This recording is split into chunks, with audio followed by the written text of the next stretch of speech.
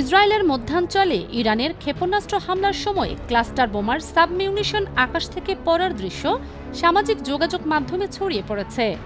Israeli সামরিক বাহিনী জানিয়েছে, ইরান তাদের দিকে ছোড়া কিছু ব্যালিস্টিক ক্ষেপণাস্ত্রে ক্লাস্টার বোমার ওয়্যারহেড ব্যবহার করেছে।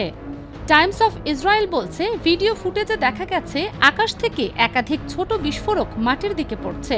ধারণা করা হচ্ছে এগুলো ক্লাস্টার বোমার সাবমিউনিশন। বিশেষজ্ঞদের মতে, ক্লাস্টার বোমা অত্যন্ত বিপজ্জনক অস্ত্র, কারণ এর অনেক সাবমিউনিশন বিস্ফোরিত না হয়ে মাটিতে পড়ে থাকতে পারে, যা পরে সাধারণ মানুষের জন্য প্রাণঘাতী হয়ে উঠতে পারে। বিশ্বের অনেক দেশ এই ধরনের অস্ত্র ব্যবহারের বিরুদ্ধে আন্তর্জাতিক নিষেধাজ্ঞা সমর্থন করলেও এখনও সব দেশ সেই চুক্তিতে স্বাক্ষর করেনি।